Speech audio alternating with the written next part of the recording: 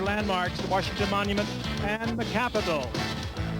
Spectacular night as we look into RFK Stadium, where there will be a battle waged tonight. The Denver Broncos are in town to take on the Washington Redskins. Hello again, everyone. I'm Frank Gifford, along with Al Michaels and Dan Deerdorf. Good win for you tonight. Two of the winningest teams in the NFL over the past decade, the Denver Broncos and the Washington Redskins. The Redskins kind of limping into tonight. They're 2-2. They suffered a devastating loss last weekend to the St. Louis Cardinals. They have a lot of nicks. They trail Philadelphia and the Dallas Cowboys in the NFC Eastern Division. Both are 4-1. Meanwhile, the Denver Broncos are 4-1, and they win tonight, and they have a one-game edge over Kansas City in the AFC Western Division. But Al Michaels, they're not playing 4-1 football. They have just had some spectacular performances from their quarterback, John Elway.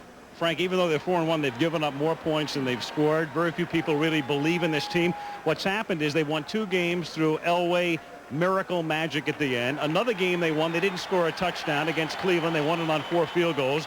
Their 4th win came against San Diego. So how do they get that respect?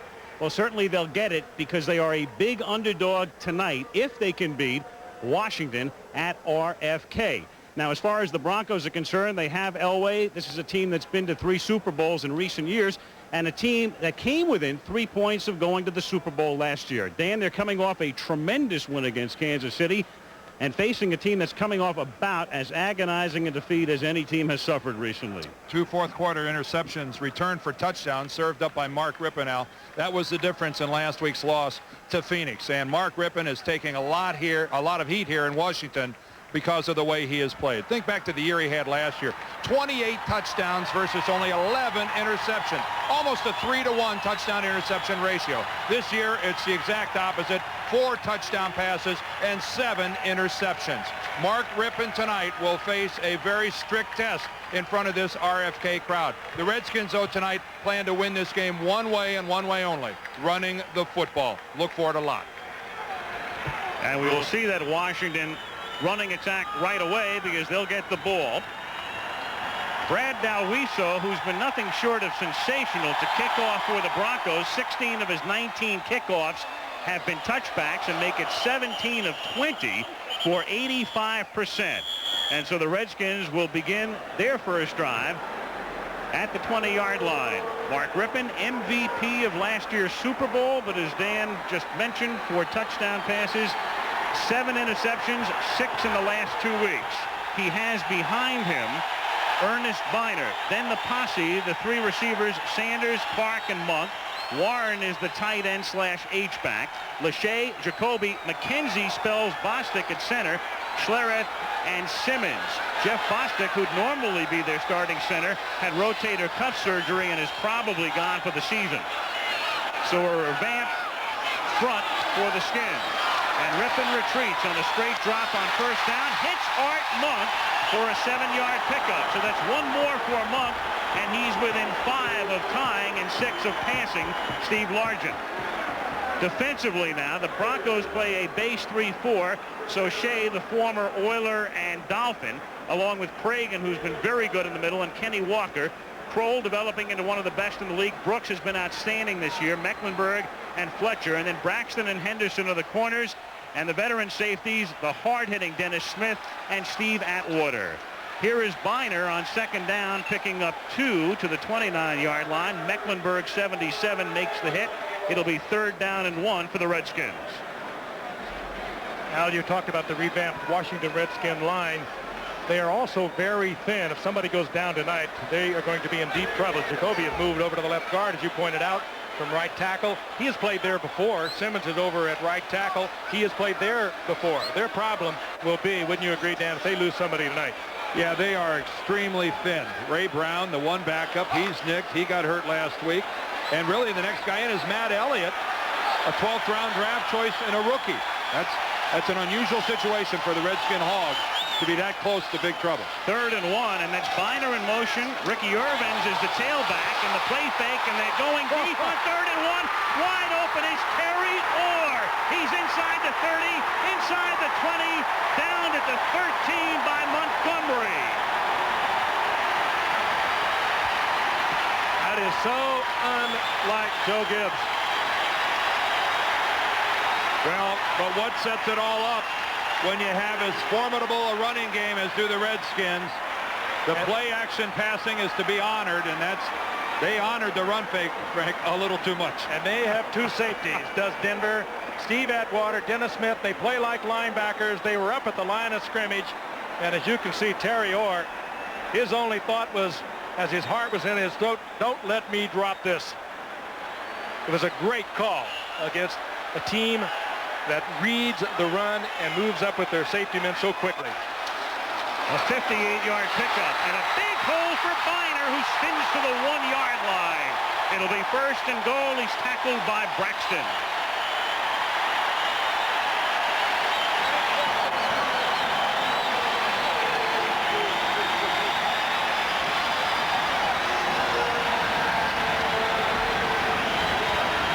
Zone blocking, and the Hogs, thin they might be, but good block by McKenzie, Jacoby, and Schlereth. Big opening. 3 minutes into the game. First and goal. Middleton, the fullback, and on a keeper, touchdown. And Mark Rypien needed this. Mark Rypien celebrating with his teammates, and you're right, Frank. He did need this, and this whole city needed it. The Denver Broncos, meanwhile, have to be spending a little time over on the sideline defensively saying, guys, now look, let's just pretend this didn't happen. Let's just say this series didn't happen. We're spotting them a 7-point lead. Let's not panic. Let's not lose our heads. Let's just come back and play our game plan. But this was methodical by the Redskins. Lohmiller's point after. The drive 80 yards in 3:06.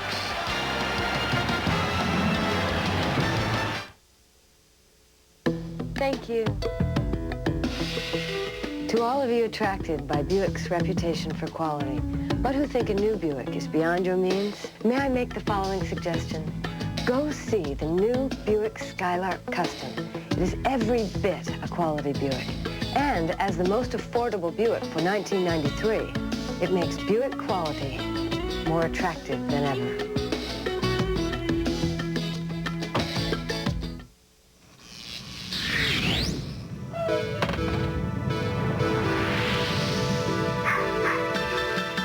Come on, let me show you where it's at. Come on, let me It's a universal truth. Miller Lite's brewed from the start to be the one great-tasting beer that's less filling. It's everything you want a beer to be. Another unexplained crop formation has been sighted. Looks like there's intelligent life out there after all. ABC's NFL Monday Night Football. The Denver Broncos versus the Washington Redskins. Brought to you by Buick and your local Buick dealers. Remember Buick, the new symbol for quality in America. By Philips, the inventors of the compact disc present Compact Disc Interactive, another first from Philips. By Miller Lite, it's everything you want a beer to be. And by 2-day priority mail service from your post office. Let's take a look at the long gainer by Terry Orr. Here's Orr right here. But look at the confusion here and here on the Broncos as to who's going to play action, but who's going to take Terry Orr. As you can see, this is a blown coverage. Dennis Smith goes upfield. Mecklenburg goes to the other side. And we just have a total blow by the Broncos and their defensive unit. And that can be shattering to their psyche early in a ballgame. Chip Lohmiller's kickoff is taken at the 11-yard line by Alton Montgomery. And he runs it back 22 yards to the 33, and the kicker, Lohmiller, makes the tackle. John Elway worked his magic again last week, twice now this season, against the Raiders and the Chiefs. He has brought them from behind in the waning moments. He has Gaston Green and Reggie Rivers behind him. Mark Jackson and Derek Russell starting as the wideouts. And Clarence Kay, the tight end. They've got a rookie free agent left tackle, Russell Freeman. Davidson, a former tackle of Parts. Wydell, and the veteran Lanier. Reggie Johnson now gets the start in a slot to the right. They put him in motion on first down from the 33. And Elway to the air. and throws underneath to the 36-yard line. It's a minimal pickup as Derek Russell makes the catch. The second-year receiver from Arkansas, Gouveia, makes the tackle. A base 4-3 for the Skins. Man having another good year with Wilson, Johnson, and Stokes up front. They have Marshall, Gouveia, and Collins, their linebackers. Caldwell, who would be the fourth linebacker, is on injured reserve. Mayu and Mays, and remember, Darrell Green is gone for the year. Copeland and Edwards are the safeties. They're also missing A.J. Johnson from the starting lineup with a fractured finger, but he's in uniform and will play in the nickel. 2nd and 6, and Greg Lewis is in at running back, and that is Lewis with the football going nowhere. Runs right into Kurt Gouveia for a loss of 1. 2 tackles now for Gouveia. And a swarming tackle on the part of the Redskins defense, still smarting from that loss we talked about earlier to the Cardinals. They were at such a huge lead going into the fourth quarter, and they blew it with 2 interceptions for touchdowns, and that has to hurt a team. And a good way to start tonight, though, take your first drive and hammer it in. 3rd and 7, Richie Pettibone runs the defense and runs it brilliantly and has for years. Out of the shotgun, Arthur Marshall, a rookie, is in motion. Rivers stays in to block. Elway scrambles. Elway runs into his own man, Karts, because Karts was engaged by Tim Johnson, and the Broncos are 3 and out on their first possession. Well, the reason he's engaged with Tim Johnson is Johnson really wasn't attempting to rush the quarterback. Johnson had the spy responsibility that time, hung on the line of scrimmage, and boy, he did it to perfection. See, look at Johnson, number 78. He's not working his way upfield. He just holds his ground, and John Elway, like a fly to sugar, ends up going right to him. Mike Horan, one of the best in the league, left puts one down to the 27, and a fair catch is made there by Brian Mitchell. 9:50 to go in the opening quarter. Skins on top, 7-0, and now it's time for a regular feature on what's new in the world of sports science and technology. A look behind the scenes as sports and science converge, brought to you by AT&T. Disabled athletes, like their able-bodied counterparts, have a strong desire to compete and excel. New developments in prosthetics give the disabled even greater opportunities. The unique Quantum Foot gives an amputee a full range of ankle motion and greater flexibility in the sole and toes. The newest advancement involves myoelectric devices, which are controlled by electrical impulses from existing mid-60s, and it's a perfect start for the Redskins. They lead 7-0 after Denver goes 3 and out. Washington has it back. First down from the 27-yard line, and Ernest Biner cuts it back up to the 34 for a gain of 7. It'll be 2nd and 3. Wyman Henderson, the cornerback, comes up to make the hit. Again, the opening play that Joe Gibbs called on that 3rd and short yardage has changed the whole thinking on the part of the Denver defense. They use their safeties almost like linebackers, and now they're going to be thinking a little more in a hesitant way about the play-pass action. And a great call. Terry Orr had 1 reception coming into tonight's game before that one. 2nd and 3. That's Monk in motion. Biner again, and he goes nowhere, and it's a fumble, and it's recovered by the Denver Broncos. Kenny Walker made the hit. Makes the recovery after Greg Cragen was the man who pops it loose. And Walker could have, it appeared to me, he could have gotten up and run with the football. He wasn't down on the ground by a Redskin putting him there. But again, keep in mind, Kenny Walker is deaf and, you know, can't hear a whistle if it did or did not blow. Well, what a solid hit. What an up front, squared up hit by Walker, who forces the hit and recovers the fumble. Whoa, Cragen pounds it out of there, and Ernest Biner is not a fumbler in any way, shape, or means. At the 31-yard line, big early break for the Broncos as they try to cash in. They're down 7-0. It's Sharp in motion. And Elway has it deflected, and it's incomplete. 2nd down. Wilbur Marshall, one of those linebackers who works in coverage and blitzes with equal aplomb, and this time he's coming. Well, he was a weak side linebacker a year ago, and of course you remember him from the days of the Bears when You could find him in your backfield or deep on pass coverage. He can do it all. The complete linebacker having to subordinate some of his talent as he fits into Richie Pettifone's defensive scheme of things and playing that strong side. 2nd and 10 from the 31-yard line. Mann puts the pressure on Elway, who then steps up to escape, looks for the sideline, picks up 2, and is tackled by the omnipresent Wilber Marshall. So a minimal gain for Elway. It'll be 3rd and 8. We mentioned at the very beginning that the Broncos have a record of 4-1, but they have been, as you can see, outscored by 5 points. They've given up 34 more first downs. They're giving up almost 100 yards more per game. They've suffered 20 sacks, and the time of possession is about 8 minutes in favor of the opposition. And until last week's 2 touchdowns in the 4th quarter, they had gone 12 quarters without a touchdown. 3rd down and 8.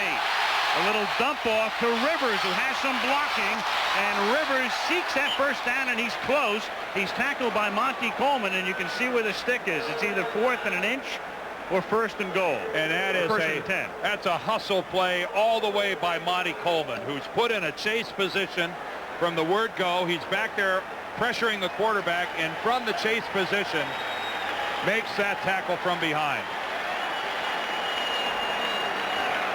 This is a critical play for the Broncos. They cannot afford to get out of here without any points. Well, they have not attempted a 4th down play this season, and on 4th and inches, they're going to elect to go for 3. It's a 39-yard attempt for David Treadwell, who's been a little erratic this season, but perfect here.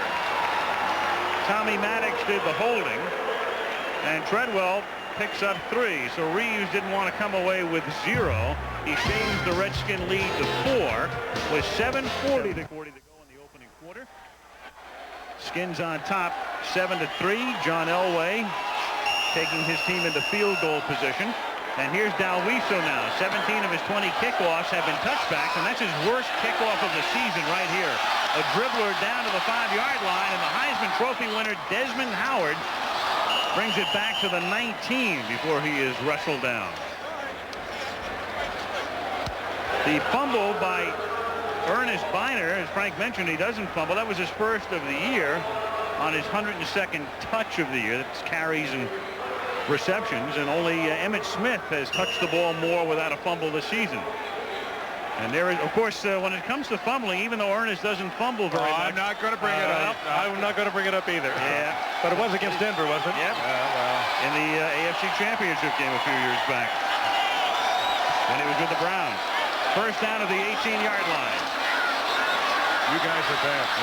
Rypien to Biner, and he is tackled for no gain. That's Simon Fletcher in his 8th year out of Houston. Defensive end / linebacker has done a fine job. Tell you what Biner's done since he got here. As we take a look at Fletcher, who can play down on the line or play off as a linebacker. In the nickel, he'll get down into the 3-point stance, makes a good move on Biner. But since Biner came here from Cleveland in '89, he has over 2,800 yards rushing, over 100 receptions, and 25 touchdowns. And he was traded to Cleveland for running back Mike Oliphant. On 2nd and 10 from the 19-yard line. Rypien with time, and then has that deflected. Pass intended over the middle for Ricky Sanders, and it will be 3rd down. Even as it is, you hear a smattering of boos from the crowd. You can see, look at it. You won't see a better shot than that. That ball wasn't deflected. That ball just floated funny out of Mark Rypien's hands. He had a wide open Ricky Sanders, and that ball just nosedived. Sure. Well, I agree with you, Al. When I saw the flight of the ball, I'm going, that has to be deflected. When you see an NFL quarterback throw a pass like that, you have to assume somebody got a hand on it. 3rd and 10. And Rypien's throw is a little high for Sanders. Did he make the catch? Yes, he did. A tremendous catch by Ricky Sanders, who gets tackled by Dennis Smith. Looky what I found. What great concentration. You talked to Joe Gibbs about Ricky Sanders. He said, well, maybe Art Monk and Gary Clark, they get a little more pub, but this is the man that makes the big play for him, the play when they need it. And he's done it so often, and this is pure concentration. It's another bad pass, by the way. High, loses it right there. He knows he's going to get hit, and he knows all about these two safeties, and one of them right there, Dennis Smith, who can really put a pop on you, and he kept his total concentration on the ball. Denver knows all about Sanders. Ricky had a tremendous day in Super Bowl 22, and the Skins beat him by 32. Biner picks up 4 up to the 37-yard line. It'll be 2nd and 6. Ricky Sanders, the only player in league history, speaking of fumbles, to handle the ball at least 300 times and never fumble. Stop and think about that. I mean, don't let that one roll right by you without absorbing that one. 300 handles. Look at those hands a moment ago.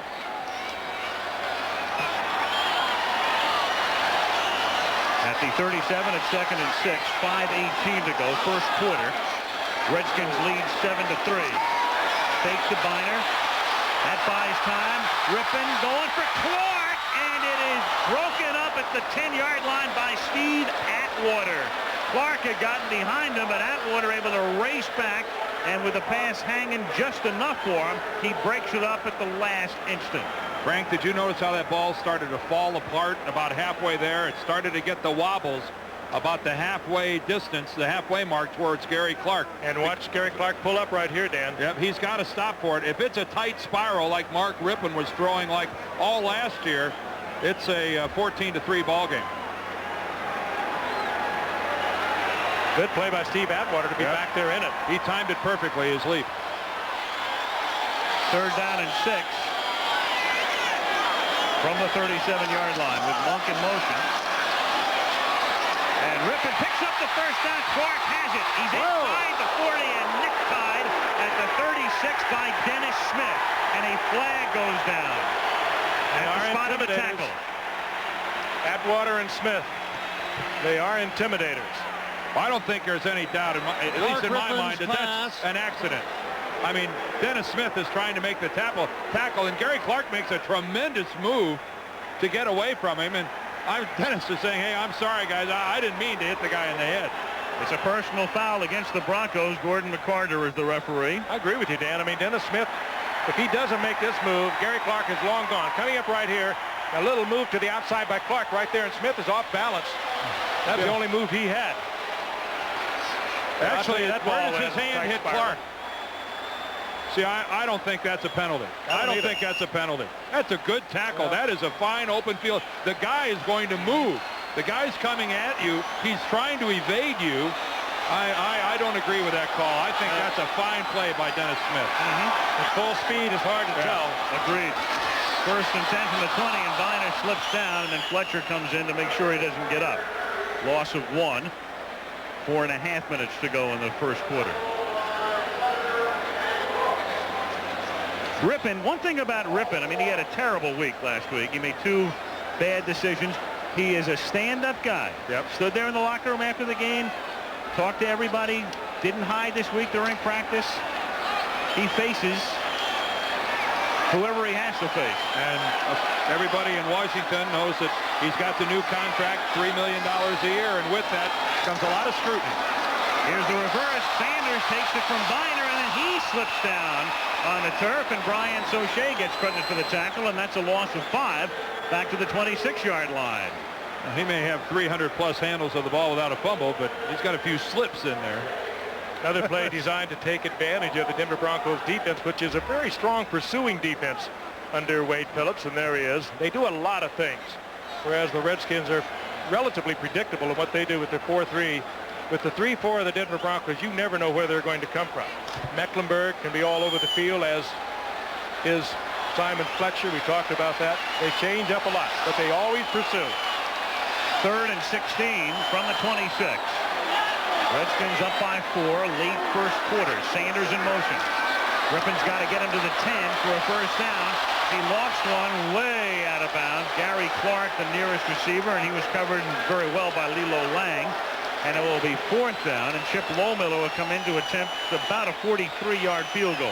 A timely pass rush by the Denver Broncos. The first real heat that they put on Rypien so far in this very young evening. And it forced Rypien to throw it back off his heels, and he had no chance of completing that. I bet you Joe Gibbs might be happy this is outside the 40, wouldn't you say? Yeah, 5 of 9. You saw that for Lohmiller, and his record inside the 40 is abysmal. 1 and 5. 43-yard attempt, and Lohmiller boots it through. And so that penalty, that bogus penalty in our estimation on Dennis Smith, puts the Redskins in field goal range, and they cash in with 3:08. Has struck the Washington Redskins. That's Jim Lachey in the middle being aided by Mr. Jacoby, and this is a disaster. We touched earlier on how thin the Redskins are. Lachey was injured when Dennis Smith fell on his leg on that field goal attempt. And there is Ray Brown, the one backup, Mo Elonawibi, another. And we may see one of those two guys in the game, the next Redskins offensive possession. Lohmiller's kick fielded at the 4. This is Arthur Marshall, the good-looking rookie out of Georgia, who was so instrumental in their win last week against Kansas City, bringing it back out to the 20-yard line.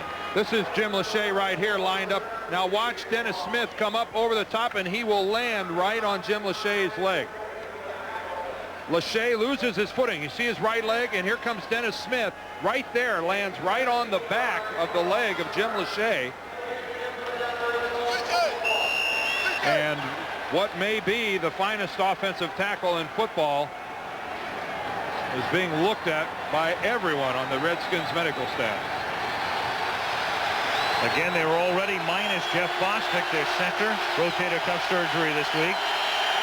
And now Lachey shaken up as Denver has it at its 20, 1st and 10. Mark Jackson is the man in motion, and here is Gaston Green going next to nowhere as he's wrestled down by Tim Johnson. Number 78, the 6th-year tackle out of Penn State. Green had a tremendous year, broke in with the Rams, couldn't really get started there after coming out of school as UCLA's all-time leading ground gainer. And then when Bobby Humphrey didn't sign last year, Green got his chance and made the most of it. And they missed a face mask call on that last play, or did they? Yep, they did. Sort of. Yeah, Tim Johnson has the right hand. He's got it on the face mask. He didn't hook it and give it a good yank. I guess the officials are really tuned in to that violent head twist that shows that someone has a hold of your face mask. That wasn't there. 2nd and 9. And a hole for Green, who exploits it for about a 7-yard pickup as he takes it out to the 29. It's going to be 3rd and 2.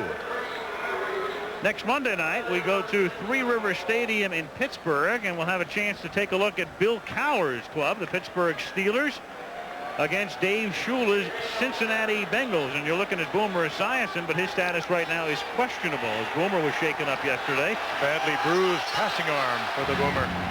Bengals Steelers next Monday night. 3rd and 2 at the 29-yard line. A minute and a half to go, first quarter.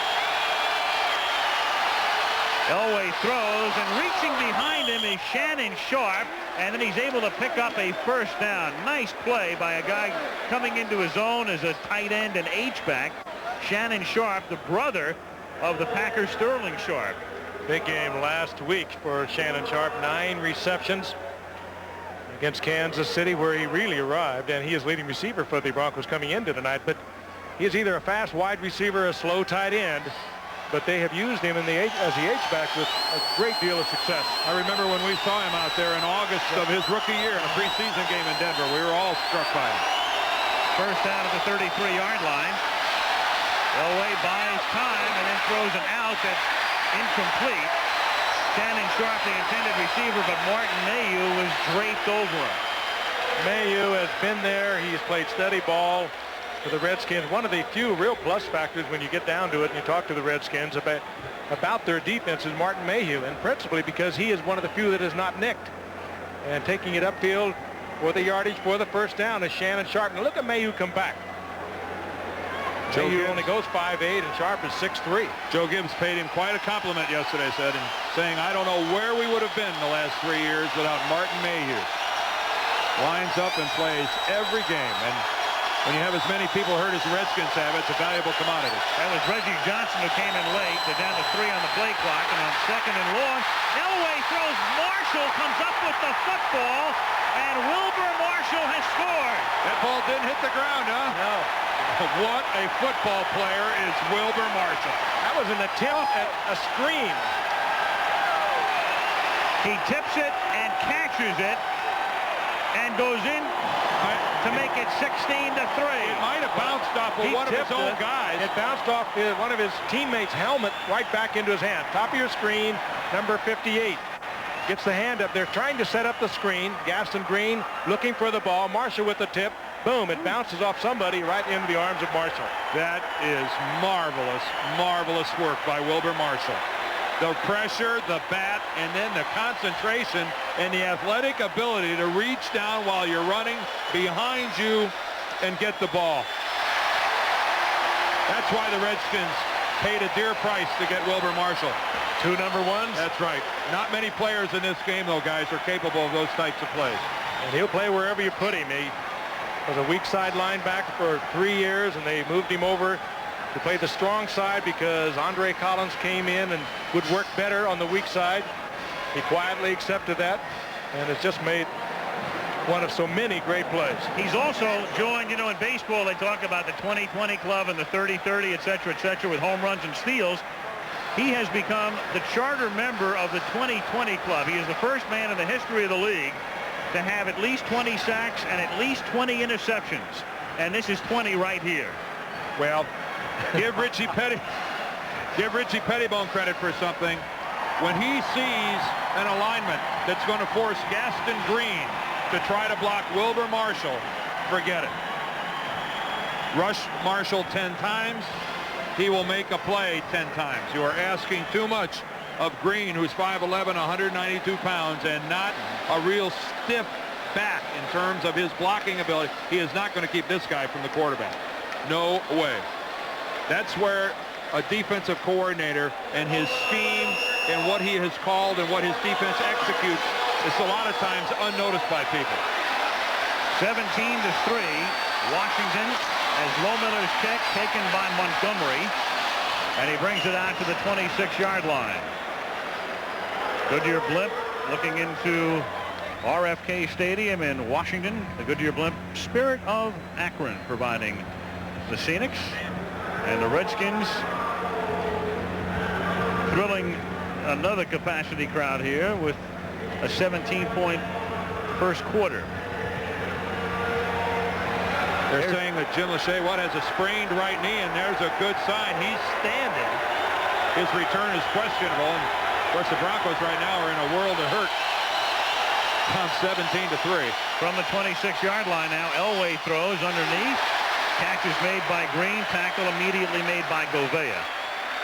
Now, we talked about Wilber Marshall, and earlier we talked about the equal aplomb with which he both rushes and goes back into coverage. He becomes, as we say, the charter member of the 20-20 club. It does go in with an asterisk, though. Sacks were not recorded by the league until 1982, so there could have been some people in earlier years who would have been members, but he is the first official member. That's the quarter, and a pretty good quarter.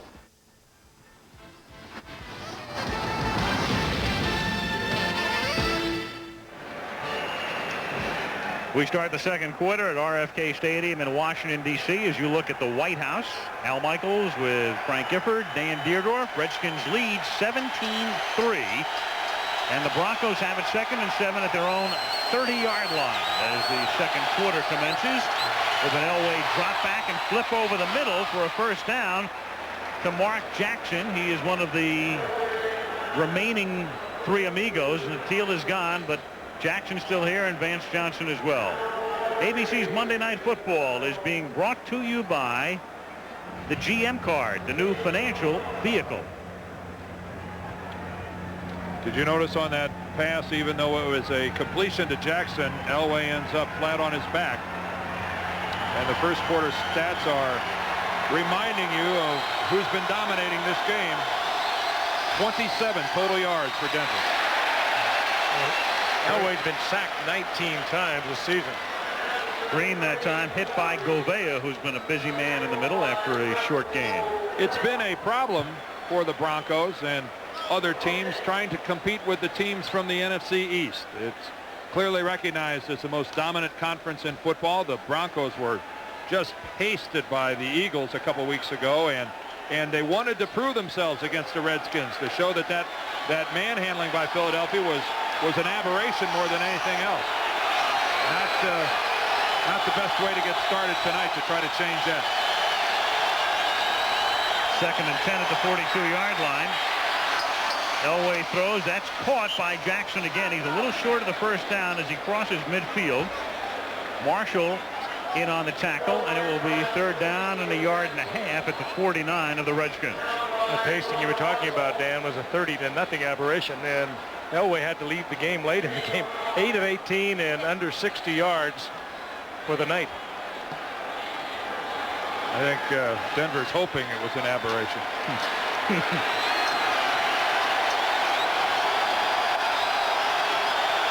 Lewis and Rivers are the running backs.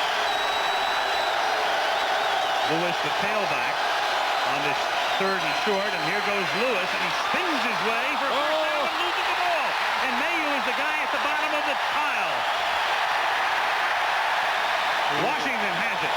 Yeah, I used the term last week talking about the Eagles and how they will go into a frenzy early if you make mistakes. Well, they're not the only team in the league that'll go into a frenzy. The Redskins are putting a frenzy job on the Denver Broncos right now. And Wilbur Marshall was right in the middle of the action there. He may have been the guy who forced that fumble. Wilbur going after a Seth Joyner type game for a linebacker on Monday night. Lewis going up, and here comes Wilbur. He knocked it out. You're right. He stuck the right hand in there and knocked it out. From the 49-yard line, Irvin picks up 8, tackled by Atwater. Ricky only goes 5'7". He was running about 5'1" there. Just sliding under tackles, broke about 3 of them. Let's take a look at him again. He runs low to the ground, low center of gravity. Look at that. Just slips right through one of the good tacklers in the league, Dennis Smith. Gets away from another tackle of Michael Brooks. And finally, the other safety, Steve Atwater, makes the stop. This was the matchup that we had in Super Bowl 22 at Jack Murphy Stadium in San Diego. It was Timmy Smith that day. Here's Irvins again. But the results are looking very similar. Denver led that one 10-0, and the next thing you know, it was 35-10 Redskins at the half and 42-10 at the final gun. That was Doug Williams at quarterback. Yes, sir. Timmy Smith. Timmy Smith. Few players have evaporated as quickly as he did from the NFL scene. What do you have, 205, 206 yards? I believe 204. Still a Super Bowl record, and Ricky Sanders had over 200 yards in reception. First down from the 35, and Irvins gets tackled by Kroll and Smith after a pickup of about 2. We have 11.5 minutes to go in the half, and the Redskins on top 17-3. There's a genuine player. Mike Kroll, another one there, Dennis Smith.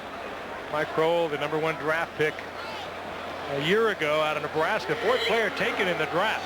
And he just gets better with every game he plays. And I think old Mo Elanawibi is in at left tackle for Jim Lachey. He's in there somewhere. He's finally in there. He's been on the roster for 2.5 years, and this is his first ever appearance. 2nd and 8.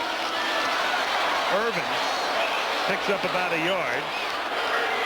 Mo Elanawibi has been on injured reserve for 2 years. Redskins are noted for that, keeping guys on IR for a while. I.e. their quarterback, Mark Rypien, a couple of years of his first 2 years. IR, until he absorbed what was going on. So Elanawibi out of Brigham Young finally makes his first NFL appearance. And it was born in Nigeria. 3rd and 8 at the 33-yard line. Monk in motion. Rypien throws underneath for Irvins, and then Irvins can fight his way only to the 29-yard line, short of the first down. Brooks and Kroll converge on the tackle, and so you're looking at about a 47-yard field goal attempt for Lohmiller. Very conservative call on the part of Joe Gibbs. Long yardage, and he throws to the back out of the backfield, and it was the intended receiver, as Rypien didn't even take his eyes off Irvin coming out of the backfield.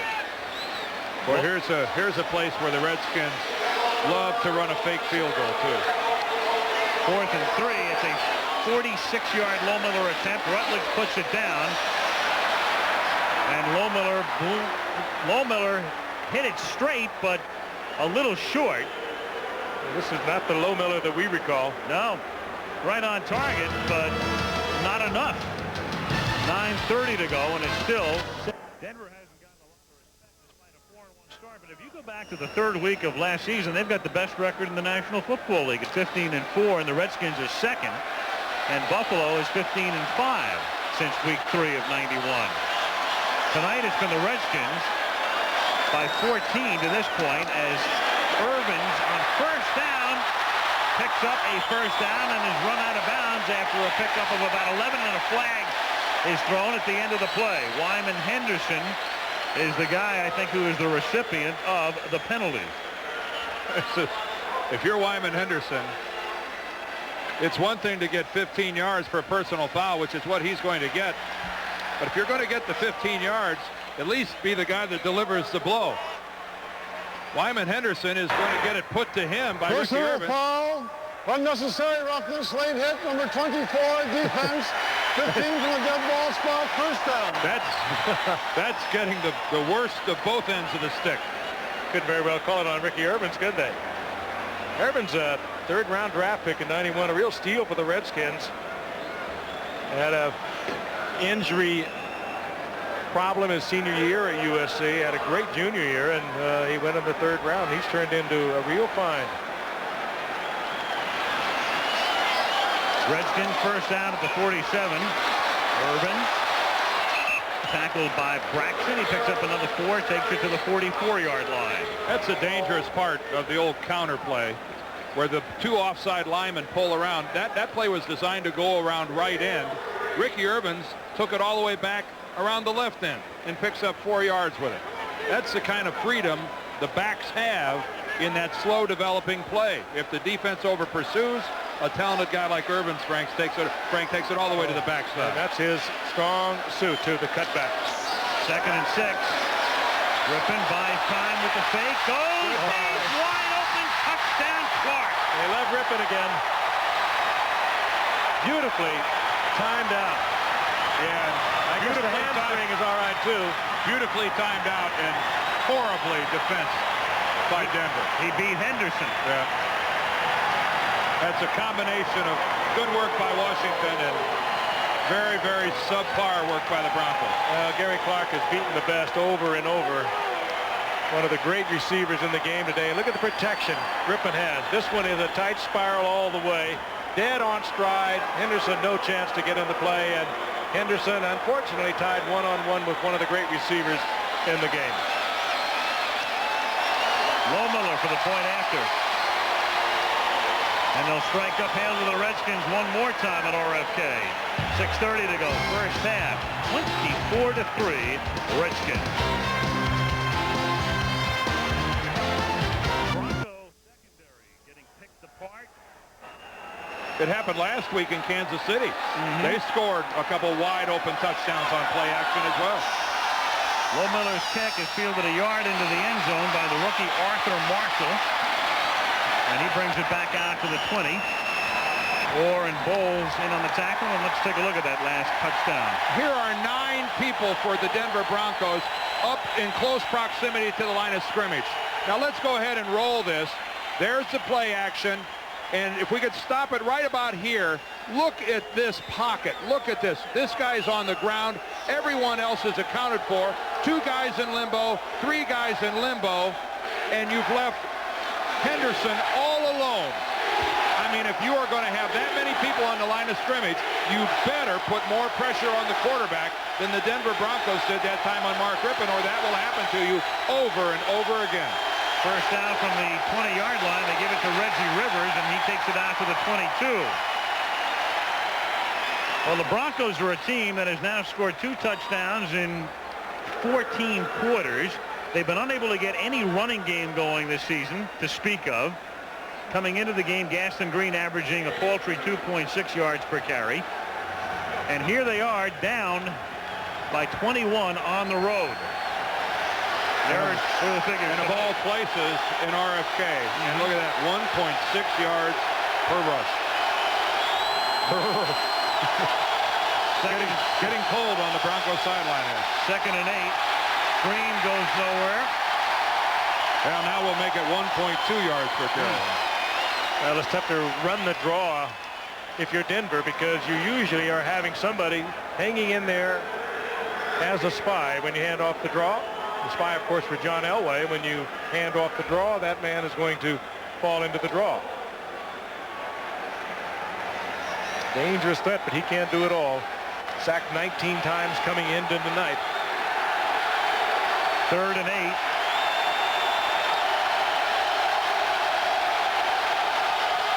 Elway from the gun. After looking off Vance Johnson, he goes the other way for Shannon Sharp. And Sharp wants a flag and still doesn't get one. Sidney Johnson was the defender. Well, that was either one of the great plays of all time or pass interference. But he timed that out beautifully. It didn't get the flag. Sidney Johnson in there in the nickel, making perfect contact, apparently. You've got 2 men back, Brian Mitchell, and he's flanked by Desmond Howard. And remember, the 2 of them hooked up against Atlanta as Horan juggles the snap and then gets away a poor kick. But that'll have to come back. And a flag goes down. Well, when he juggles the ball like that, his guys leave early. 2 flags. Yeah. I mean, you have ineligible men downfield. They leave before he kicks it. So that's one of them. Yep. There may be multiple fouls here. In fact, there are 3 flags on the grass right now.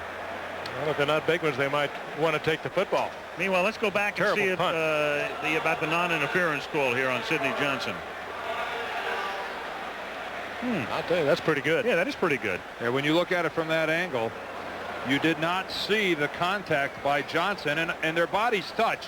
No doubt their bodies touch, but you don't see it being a jarring ineligible contact. downfield, number 31, kicking team. Holding, number 20, receiving team during the kick. The penalty's offset, repeat 4th down. Now Boyd Mays for Washington, the recipient of that penalty. So a break for Horan because the kick was a bad one. And again, you've got Mitchell and Howard both dropping back to accept the punt.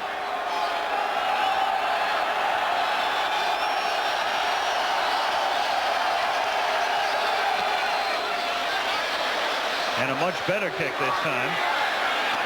Taken at the 30-yard line and run back to the 40-yard line by Howard. On the called back kick, I guess we had a heck of a hit take place down the field. Number 21 there in the orange is Lilo Lang. Whoa! That's Danny Copeland of the Redskins. That is as violent a hit as you will ever see. Very much in need of putting 7 points on the board before the half. They're down 24-3. They've been unable to generate anything offensively now for 3 weeks outside of the last 2 minutes against Kansas City. And facing a most formidable task tonight at RFK Stadium in our nation's capital, Spirit of Akron. In the skies above. Longtime home of the Redskins, but Washington would like to move, and there's been no movement on a prospective new stadium in Virginia. That's hung up right now for the moment.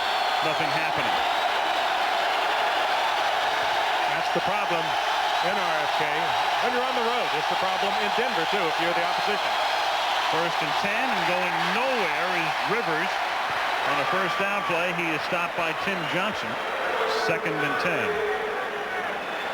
Broncos in this first half, a punt after the first possession, then a field goal, an interception, a fumble, and 2 more punts. That's pretty. 2nd and 10. Elway throws. The catch is made by the stretching Shannon Sharp. That's enough for a 1st down. He stays in bounds, and that's going to take us to the 2-minute warning. If you're looking for bright spots for Denver, the emergence of Shannon Sharp. Our nation's capital, there is the posse. Monk tonight, 2 catches. Sanders has 1. Clark has 2. The 3 senators from this team. A lot of talent there. And to think they've got a Heisman Trophy winner waiting in the wings. Yeah. Desmond Howard. They don't use that 4 wide receiver much, but you kind of think that once Howard, who reported very late, gets a chance to work in, they could be very effective with a 4 wide receiver offense. First down from the 31, and Elway gets sacked by Fred Stokes at the 24-yard line. That's 3 sacks tonight for the Redskins. And Reeves says he wants a timeout. Stokes blowing right by the rookie, Russell Freeman. John doesn't see him. No. They just keep going, and there's a terrible-looking play, but that's an incomplete pass. A little shovel pass intended for Sharp, and since it was a forward pass, it's incomplete. Second to 3rd down. They don't even block Fred Stokes. Fred Stokes just smothers John Elway, and watch the left side of your screen. They don't even block him. The left tackle, number 68, Russ Freeman, blocks down, and Stokes is untouched.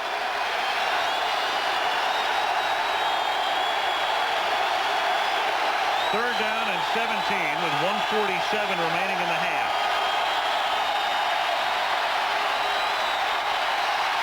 Elway goes back to the other side, hits Shannon Sharp, but he is stopped short of the first down by Martin Mayhew. Under design play with Shannon Sharp. Blocking at the line of scrimmage, drifting out into the flat. Elway rolling far to his left, looking downfield and then firing back to Sharp, and the Redskins were all over it. And the Redskins are going to take a timeout because they're going to get the ball back after the punt.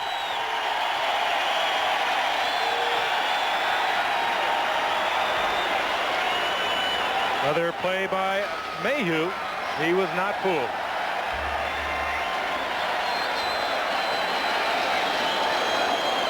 We have 1:32 remaining in the first half, and the Redskins have 2 timeouts left.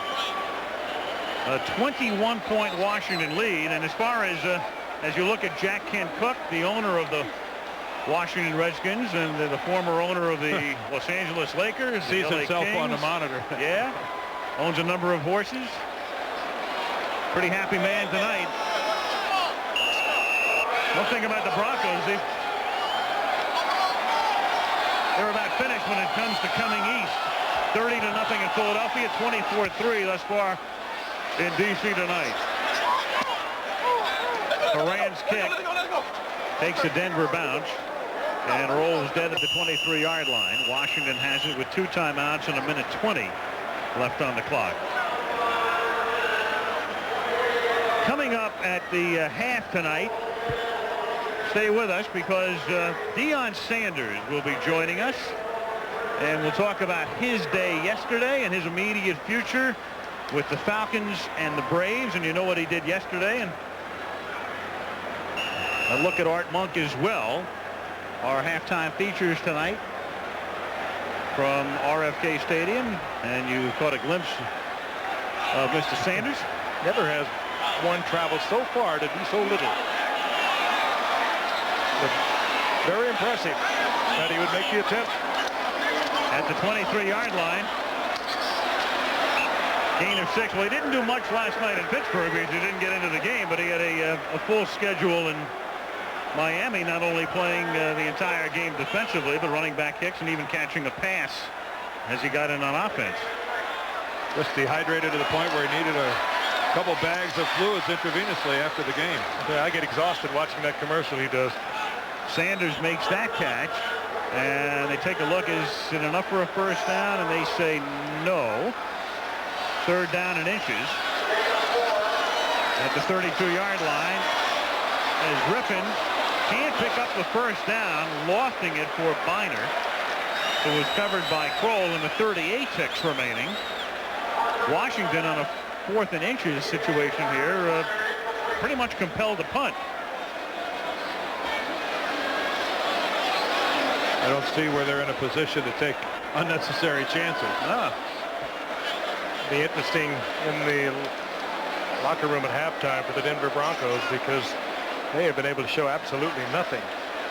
I saw the look on your face tonight. Saw the look on your face, Al. It's kind of a cavalier call by the Redskins. 3rd and inches. Yeah. strange call, yeah. 24-3. Yep. You're dominating the line of scrimmage. Goodburn's kick, fielded at the 31-yard line by Arthur Marshall. And Marshall gets gang tackled up at the 35-yard line, so Elway has that much time remaining.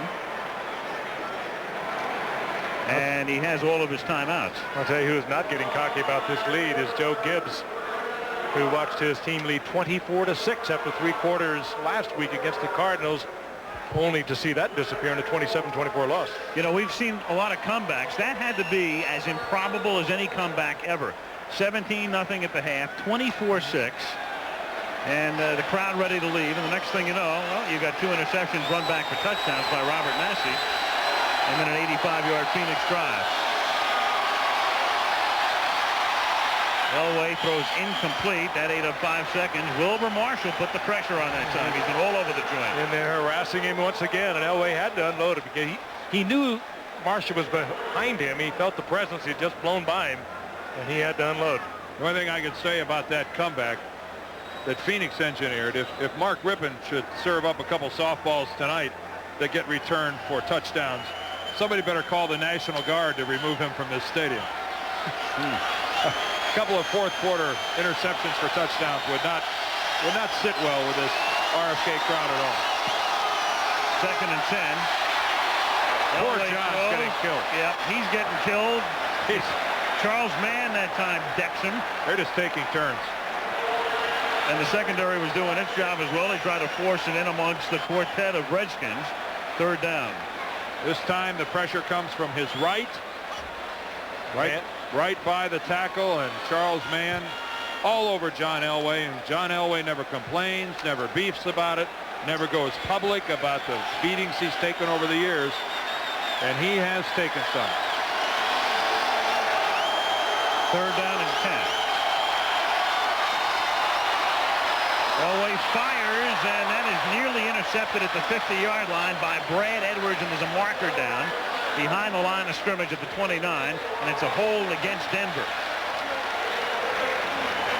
Better to hold than let your quarterback get hit. That's the bad news. The good news for the Broncos, only 11 seconds 76 left. offense, penalty declined, 4th down. Kim Lanier had just been beat by Charles Mann on the play before, and he was not going to.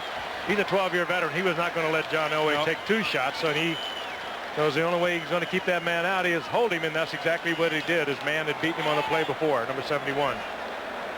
No quarterback will ever go up to his offensive lineman and complain to him about holding. Unless he held the guy and the guy's still hitting. Then he might. Horan's kick is dropped by Mitchell. Loose ball, but recovered by the Redskins inside the 15 with 1 second left on the clock.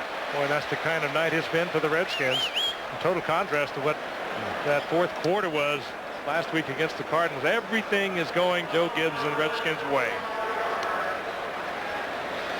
A little bobble. Maybe perhaps taking his eyes off the football just a little quickly is Brian Mitchell. And the recovery here made by Todd Bowles, and that saves Washington 3 points. Otherwise, with 1 tick left, if Denver recovers, it's an easy Treadwell field goal. So the first half will come to an end with this play, barring a penalty. Nothing like a wide open formation. Kneeled down by Rypien. Skins are nearly perfect in the first half. They lead it by a score of 24-3. Deion Sanders live at halftime. We'll return with halftime activities after this message from the National Football League. And a word from our ABC station.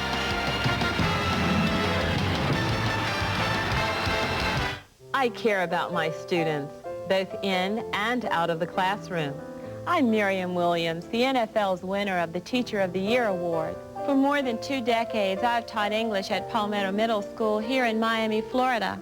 I found out recently that I did make a difference with at least one of my former students. You may have heard of him. He's Derek Thomas of the Kansas City Chiefs. As a youngster, he was quiet and shy, but he has changed a little bit over the years.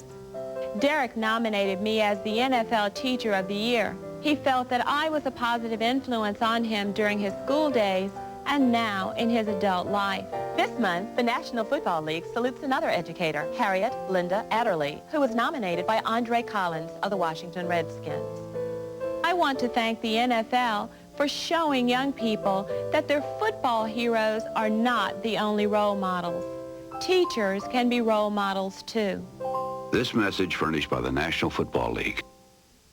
Wednesday, Tim plans a day for men only, but Jill throws a wrench in the works. How would you feel about it? If you planned a wedding shower for 3 months, the night of the wedding shower, I bring all these guys over to watch football. That happened, Tim. Home Improvement, followed by Lori Hill, Wednesday.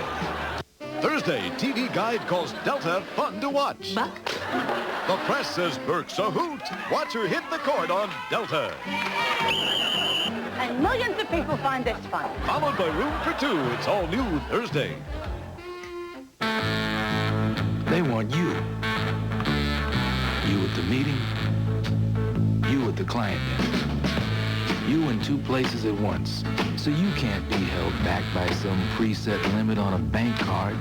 Not you.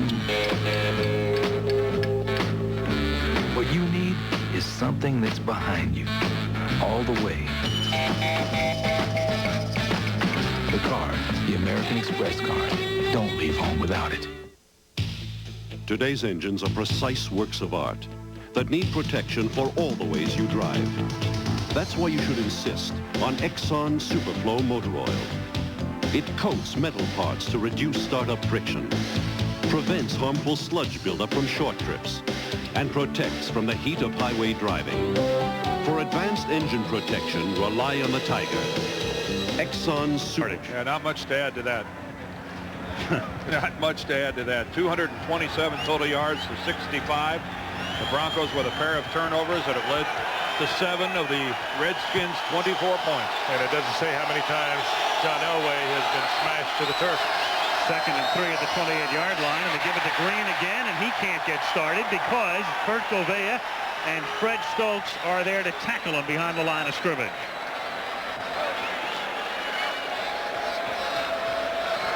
This is a major whipping at the line of scrimmage. And again, the Redskins, as we have talked about throughout the evening, playing hurt tonight. Gouveia is playing out tonight's game with a very sore ankle. Lachey has gone out with a knee sprain. They've had to make further adjustments to their offensive line, but they are totally dominating Denver, even with all the nicks. 3rd down and 4 at the 27-yard line. Elway escapes, throws, and it's incomplete up at the 34-yard line, intended for Arthur Marshall. I mean, that's a miracle that John Elway got out of that. 4 down linemen, and then both inside linebackers came on the blitz, and John Elway spins away from 2 people. But Frank, you touched on it as we look at that Denver offensive line leave the field. They are not holding their own. In a huge understatement. Well, they're lining Wilbur Marshall up against Russell Freeman, the rookie free agent, over to the left side, and he is catching a cold from him. Horan's punt in the direction of Brian Mitchell, and Mitchell makes the fair catch at the 28-yard line. That's a 45-yard boot. 13:34 left in the 3rd quarter. It's been a huge night for Wilbur Marshall. Redskins with a victory tonight would be 3-2. As you look at Rypien's numbers, there was a flag down, by the way, on the last play. Gordon McCarter discussing the option with Terry Orr, clearly indicating the penalty is going to be against Denver. While we watched the feature on Art Monk, plus heard from Deion Sanders, John Riggins was receiving his Hall of Fame ring down on the field. Ineligible lineman downfield, the center. 5-yard penalty, repeat 4th down. Dave Wydell. There's John Riggins' name, who is encircled here at RFK along with a lot of other greats, and a good look there at that Hall of Fame ring. Elected and enshrined in 1992. We were there back in Canton, Ohio to see Riggo go in. He enjoyed his day, didn't he? Boy, didn't he? Yeah, he sure did. All 3 days. Curled my eyelashes at the interview. He enlightened us in the booth with an old-fashioned Riggo colloquialism. Good thing we were on 7-second delay. Horan's kick is a poor one after Washington accepts the penalty. It rolls dead at the 43-yard line. And that's a 35-yard boot by Horan. So Dan Reeves watching his team getting pummeled tonight. 24-3. If the Broncos lose it, they are back in a tie for first place in the AFC West along with Kansas City after the Chiefs win yesterday against Philadelphia. Each would be 4-2. Reeves, like Gibbs, in his 12th season as the head man. And when you talk about a list that would include the 5 best teams in the National Football League, I think we're to the point where you have to include the Kansas City Chiefs in that list. In our preseason game, we talked about what a different football team that was going to be with quarterback Dave Craig. Viner picked up 3. Tackled by Mecklenburg. It'll be 2nd down and 7. Well, this is after the last punt. These guys are coming at each other from all directions. That's Dave Weidel of the Denver Broncos, who deposits Terry Orr. He's bragging about it now to a kicker. That's good, Dave. That's the only audience he can get. Lilo Lang wasn't there to listen. 2nd and 7. That's Monk in motion. And Rypien airing it out to the double team Clark, and that's broken up by Atwater. Atwater and Henderson both there working on Gary Clark. 3rd down. And one of the rare times tonight, some pressure put on Mark Rypien. Greg Cragen, the very good nose guard of the Broncos. See the spin there in the middle? He'll get in and put some pressure. But these are long patterns. These take a long time to develop. And when you have a big lead, I guess you can afford to try to jam it into double coverage. But this was not a good decision by Mark Rypien to throw this ball to Gary Clark. Steve Atwater was in by far and away the best position of any one of the 3. That's a ball that you're just not going to complete. 3rd down and 7. Desmond Howard is in the game. Number 80. Rypien looks in that direction and then shovels it over to Ernest Viner, and he seeks that 1st down. Appears to be a little short. Would be my inclination as well to agree with you, Al. I think he's short. And it might be a point where Joe Gibbs will say, well, let's go for it. We're in control of this football game. Let's go on 4th and short. We're running the football well. They're controlling the line of scrimmage. After thinking all those things over, Joe Gibbs said, let's punt it. Well, I think if anything's going to give the Broncos a lift at this point, it would be to stop in midfield.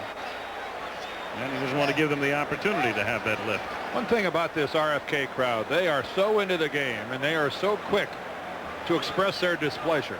There aren't many stadiums in this country where with a 24-3 lead, they'll boo a coach's decision.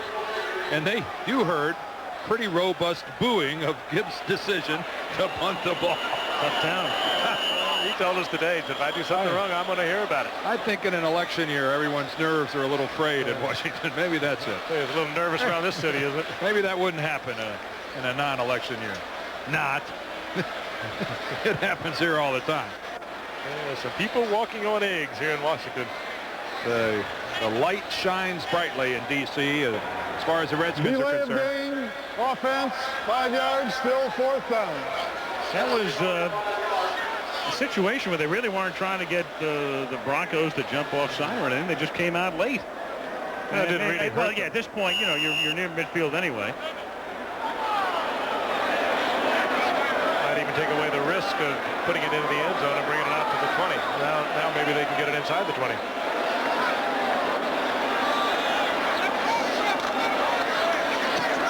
Woodburn's kick. It's the straightaway center field, and Arthur Marshall brings it back out to the 22-yard line. With 11 minutes and 8 seconds remaining in the 3rd quarter at RFK Stadium in D.C. Washington.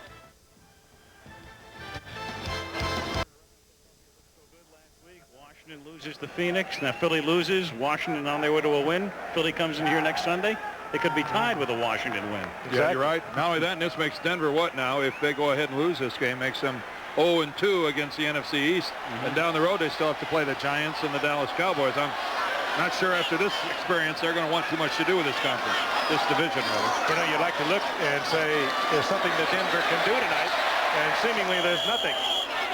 Irvin's tackled by Atwater, but now you've got, the way people figured it, a big three-team race in the NFC East. Dallas, a winner yesterday, rebounding after the loss. And Dallas still has to come in here. It's clearly, I think, in my mind, the dominant division in the National Football League. And when you analyze the strength of the three teams that are, I think, contesting for the championship in the NFC East, you have to look at one of those three teams that's going to certain representative in the NFC Championship game. And you know, the Giants had a big one yesterday against the Cardinals also. Rodney Hampton with a huge day, and they beat the team that beat the Redskins. Here's Irvin's again, and he has a first down as he gets whacked at the 49-yard line, and a marker is down. Dennis Smith in on the hit. You mind if I get that in there, do you, Dan? I mean, they're getting beat up on so much. Yeah, but they played well against the Cardinals yesterday. Face mask, 5-yard penalty, number 49 defense, 5 yards tacked on from the end of the run, first down. Dennis Smith coming in again high. Could have been called for this, as a matter of fact was earlier. But it's kind of hard to hit Ricky Irvin's low. Redskins at the Bronco 45-yard line. 9:03 to go in the third. 24-3 Washington. Irvin picking up 2. I'm curious, what do you guys think about the Deion Sanders thing? It's to me, it's a little strange. He's taking a lot of heat in certain quarters about it. It's a pretty amazing accomplishment when you think about it. Well, it's amazing to have that much athletic ability and to be able to excel in two sports the way he does. Frank and I were talking about it earlier. From a baseball standpoint, I don't think people come and go all the time in baseball, and I don't think it's a distraction at all. But in football, it is such a team-oriented game. If there is a distraction, it would occur with the Falcons, not with the Braves. Art Monk gets tackled by Kroll. I mean, you hear football coaches constantly talk about wanting to avoid distractions, doing everything they can do to keep their team focused. That has to be difficult for the Atlanta Falcons with, you know, Deion Gate, his coming and his going and not practicing and playing. I don't think it's something to be angry about, but I think it's a question mark. Speaking of team players, here's one there, Art Monk. And he is also one of those players who was there all the time. We talked about Martin Mayhew, but Art Monk getting ever so closer to Steve Largent. Yep. 3 to tie. He's got 3 catches tonight. 816 for his career.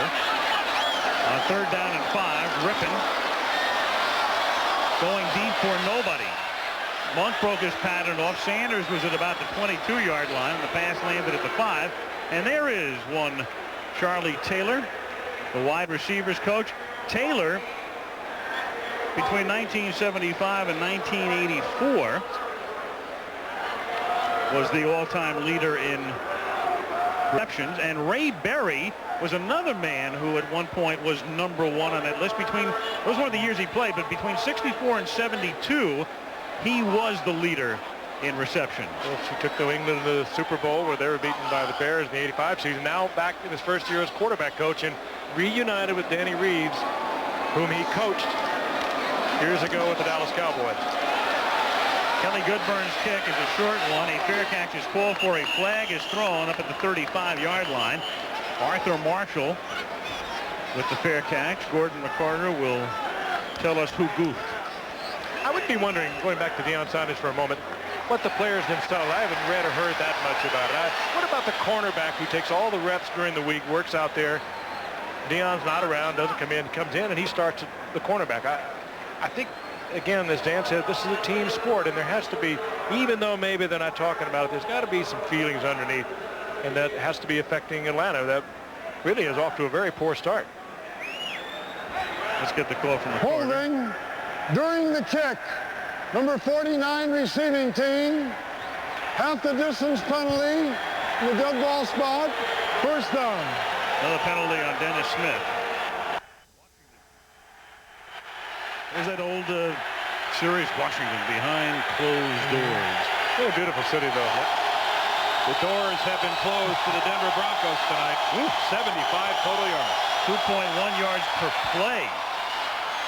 Elway almost has that picked off, and it was only not picked off because Al Boyd Mays didn't see it until the last instant. And Elway banged to the turf again. Put that 2.1 yards per play into perspective. The average rush in the league is 4.0. Rush.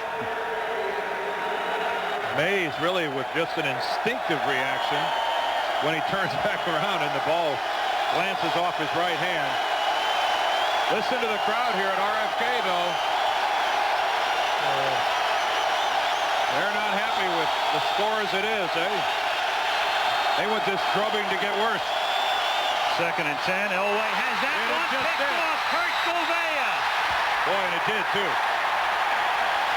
Did this crowd sense that Gouveia was going to intercept that ball or what? I mean, why on that particular play did the crowd noise escalate like that? Yep. And then he intercepts the ball. As he did in the Super Bowl. That was very similar to the intercept on Kelly. And in each of the playoff games a year ago, no one had ever done that. He has great speed. He's not big, and there was a question whether he'd work out as a middle linebacker. He's only about 225, but he has great speed even tonight playing on a very sore ankle. They're trying to hit Derek Russell, and Gouveia appears to be visible. And John Elway just makes a very poor throw. And you got to sympathize with Elway, not offering excuses for him, but he's the driver of a car that has no chance of winning this race. 1st and goal. Trying to slice through. Biner, and Dennis Smith comes up to stop him short of the goal line. There's old Mo getting a little taste of what it's like here in the NFL. Again, a reminder, Mo Elanowibi is playing left tackle because the great Jim Lachey sprained a knee in the first half and won't be back. Mo, who's been around for a while, but has not played. This is his first NFL game? Yep. He hasn't missed many meals. He goes about 310. Doesn't everybody on the offensive line these days? 2nd and goal. Rypien again. Touchdown. He scored twice tonight. And old Mo's going to drag him up. Get him, Mo. Easy there, Big Mo. Easy. That's a $3 million man you're whooping on down there. It's been a remarkable job they've done offensively with that makeshift line. Raleigh McKenzie in the center for Bostic. Jacoby coming from tackle to left guard. Well, and now Lachey on the bench. Elanowibi in there. I'm a little prejudiced. They're well coached. Jim Hannafin. Yep. Your old coach. Mentor. Great friend is the Redskin offensive line coach, and he has had to do some overtime with this group. We're going to lose some of that white hair if he doesn't pick up a few extra bodies, because he is down to the last body. Well, they need Lachey to come back. Jim Hannafin, the former head coach of the St. Louis Cardinals, and my coach for 10 years of the 13 years I was fortunate enough to play in this league, and one of the NFL's great people. I played against him at the All-American end at the University of California. He's quick to remind me that when he was a senior at Cal, he led the nation in receiving. He was a tight end and had more catches than any other tight end in college, any other receiver. And the only thing I can assume was that must have been a horrible year. They were 1-9.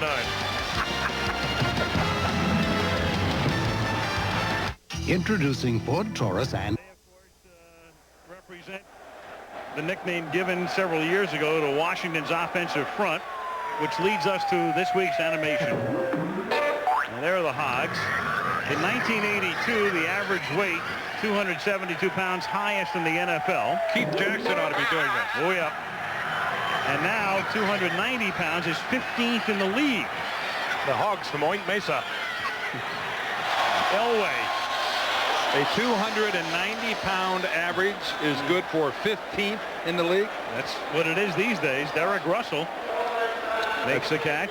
Just an indication as to how over the years the size of offensive linemen, and here's a illustration of that. Look at that, back in 1942, and it goes by 10-year increments. 220, 234, 247, 253. But look at the jump in the last 20 years from 253 to 290. What was your playing weight, Dan? 72? 290, 295. Second down and 1. Well, in the interest of honesty, a lot of people look at that and say, what effect did steroids have through the years on those numbers? Well, I think it's a good question to ask, but right now the NFL is the only professional league that random tests. And there have obviously been, some of them have been involved in steroids, but today, out there, they can go down, they can be suspended, and if it's going on, they are very careful. They're covering it in so many sophisticated ways that we know they can do. But I think it's been remarkably reduced in the NFL. Third down and 3 at the 29-yard line. Elway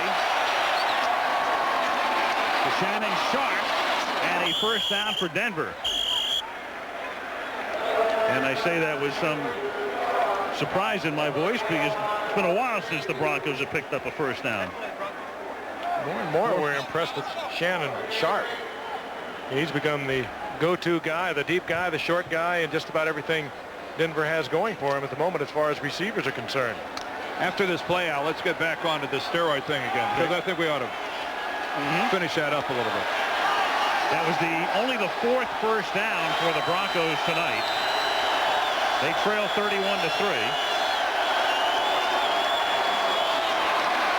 Well, very few people better than a former all-pro offensive lineman is more qualified to discuss it, Dan. Oh, and I think certainly that there has been steroid use and abuse in the National Football League. There are fewer players on steroids now than there have been over the years.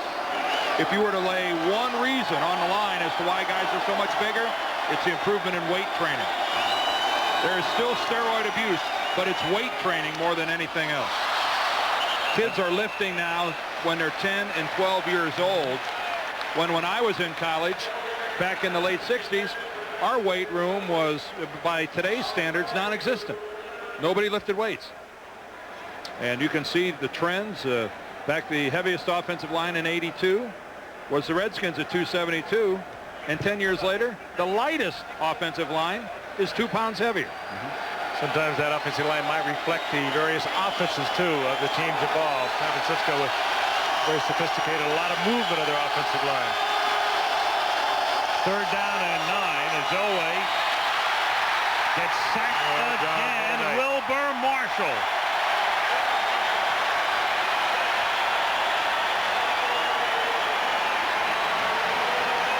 Two first-round choices may have been cheap. Well, big-time players always seem to crank it up under the lights. Wilbur Marshall is no exception. And again, it was Stokes who actually beat Russell Freeman, the left tackle, that flushed Elway out into the arms of Wilbur Marshall. Well, John Elway has made a career of making linebackers look foolish who tried to chase him. John Elway in his prime would not run away from Wilbur Marshall. Moran's kick. Bounces out of bounds. Well, Wilbur Marshall tonight has a sack, an interception, a forced fumble, a pass deflection, a touchdown, and 6 tackles. Outside of that, he's had the night off. And he had the Wonder Years Doogie Howser, then Home Improvement with Tim Allen pictured. Laurie Hill and Civil Wars. Your night Wednesday night, prime time on ABC. Next Monday, we go to Pittsburgh. Three River Stadium will be the scene as the Bengals come into the Steel City to face the Steelers on Monday Night Football. Redskins 31, Broncos 3. First down Washington at the 37-yard line. Irvin picks up a couple of yards. 2nd and 8. Art Monk, well, he's the only drama really left in this one tonight. Can he catch Largent tonight? He's going to catch him sooner or later. 3 catches tonight for a total of 19 yards. Needs 3 to tie, 4 to break. I would say to have a chance because he represents the conservative high percentage pass. He works primarily underneath, and he might be the man who would get the call as Washington tries to play ball control football. Let's be realistic. We hope he gets it. Yeah. They give it to Irvin. You always want to be a part of history. Ron Holmes makes the tackle. You know, we had mentioned before certain people, and two of whom are in the stadium tonight, Berry and Taylor, who've led through the years. See, Don Hudson was the all-time leader between 1939 and 63, then Billy Houghton for a year, then Berry had it for 8 years, then Don Maynard, the former Jet, was the leader for 3. Taylor held the mark for 9. Charlie Joyner for 3. Largent eclipsed Joyner in 87, and of course it's going to be Monk's name up there from 92 and beyond. Did you know that you saw Don Maynard there, who was the leader from 72 to 75? Dump off to Irvin, and he first down as he takes it to the 45-yard line of the Broncos, tackled by Henderson. Fine play by Rypien. Don Maynard, I think most people forgot this, actually was a teammate of mine in St. Louis. Teammate of mine with the Giants. That's right. He left the Jets and came to the Cardinals, where he was hardly utilized. He left the Giants to go to the Titans, who turned into the Jets. And of course, he's in the Hall of Fame. We made a great cut. Well, you think of him catching almost all of his passes from Namath, probably a couple from Jim Hart. Right. 44-yard line. I think more from Namath. A couple. Irvin, hard yard. Here comes a flag. Final minute of the third quarter. McCarter tells us it is a hold against the Redskins. You know, think of the people that held that record. Steve Largent, to me, is amazing. He has never played on a great football team. Never, I don't want to offend anyone, but never really played with a great quarterback. He wasn't fast. Jim Zorn just fell off his couch. Holding, number 66, offense. 10 yards, repeat first down. Craig fell off his couch, too. No, but I mean, one of the all-time greats, you would think it would be the kind of quarterback that would put up those numbers, like Joe Namath, Don Maynard. And again, he didn't have the great speed. He just had a remarkable career. Yeah, you think of combinations like Unitas to Berry and people like That's that. That's what I'm saying. First and 20. Biner picks up a couple, and that figures to be the final play of the third quarter. The quarter dominated by the Redskins, the entire game dominated by the Redskins, who are on their way to a 3-2 mark. Now, brace yourself. John Elway is moving into the fourth quarter. Yep. Dan smells overtime. End of 3. Reds have been there, and you have an opportunity to come to Washington. That's a beautiful setting in kind of a little garden area. That is spectacular. Well, RFK Stadium tonight, pretty much rocking, but right now just a lot of satisfaction as their Redskins lead 31-3. Elway on first down hit Shannon Sharp, and Sharp takes his way up to the 35-yard line where he's tackled by Brad Edwards. He has been a real bright spot tonight for Denver. One of very few. He had 9 receptions last week, Dan. He's collected a lot tonight. Yeah, had 16 coming into the game tonight. That is Denver's longest play of the night. Until that moment, the longest play of the night, pass or run, was 12 yards. That one was good for 21. First down at the 36. Elway throwing an out to Russell, and Russell is banged out by Brad Edwards. He was really banged by Brad Edwards. And well, it should become a little easier for John to get the completions underneath as the Redskins start to think more and more, let's don't give up the big one.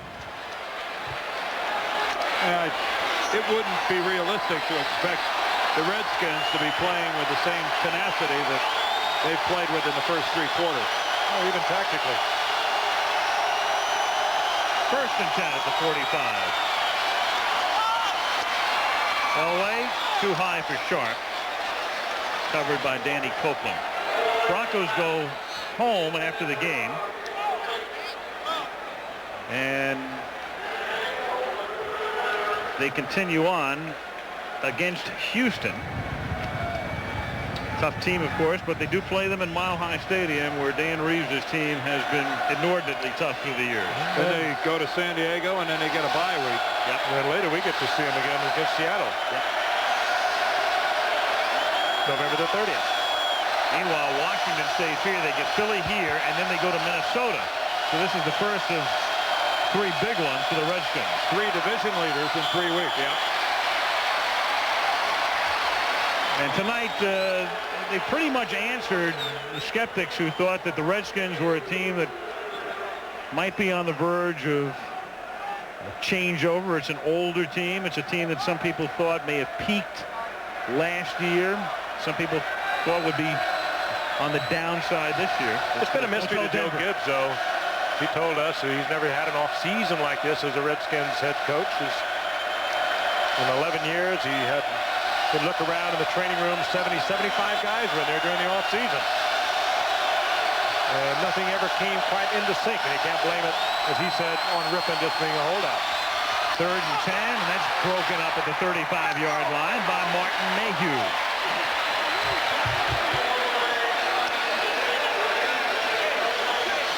Richie Pettibone said something interesting to me tonight. He said, we look back on last year, he said, it was almost like somebody up there in that other world had won the office pool on us. Nothing we did went wrong. Everything worked for us. Nobody got hurt. A dream year, as he put it last year. Well, as Charlie Casserly, the GM, said, it was one of the great years ever. They only lost 1 game that meant anything, the one to Dallas. The other loss was a meaningless end-of-season loss to Philadelphia. Elway gets sacked, and that pretty much is the exclamation point on tonight's game. Monty Coleman. Quick look at Richie Pettibone, admiring the handiwork that he laid out for the defensive unit, this team, in his 15th year, and nobody suffers like this man, Dan Reeves, either. Washington Redskins on top 31-3 with 13:14 remaining. Skins take over at the 44. Ernest Biner plows ahead for a gain of 6, where he's tackled by Michael Brooks. And they are warming up young Maddox, who still had eligibility remaining at UCLA and would have been quarterbacking the Bruins this year. And he very well may indeed become the first or the youngest quarterback to throw a pass in the NFL since 1946. So stay tuned. That'll be less than looking at him. Just idea would be to keep John Elway healthy. 2nd and 4. Ernest Biner. Since 1946, he would be the youngest quarterback ever to throw a pass. Now, what if he only hands off? Would he also be the youngest quarterback to hand off in the NFL? We are going to go through the files. Youngest quarterback to hand off. Here it is. Computer. You have it, Frank, there, youngest quarterback to hand off? Peter Hurt's working on it.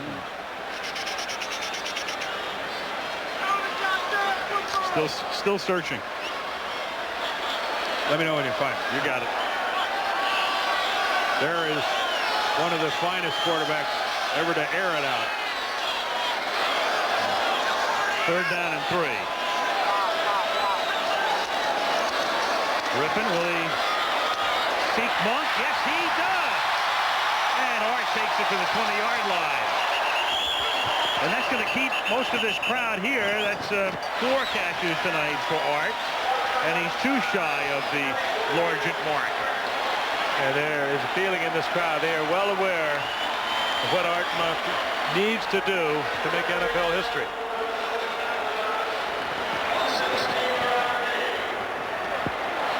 Really, it's kind of special when somebody like an Art Monk has the kind of career he has. The ultimate team player, always there, plays hurt, and he's played hurt so many times for these Redskins. Been on the good years and the bad years, and always there, always consistent. Biner to the 19-yard line.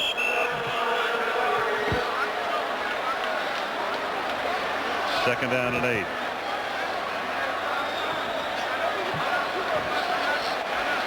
The thing about Monk is by the time he's finished, he's liable to eclipse Largent by a lot. I mean, he's not talking about retiring, and he certainly is in tremendous shape. And Largent is under siege by Jerry Rice as well. Jerry Rice got a touchdown yesterday. What, he's at 99 now?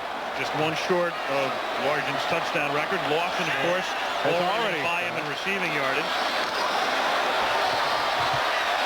And he looks for Clark, and Rypien throws that one out of the end zone after Clark had turned the other way on Wyman Henderson. Wyman did a fine job, though.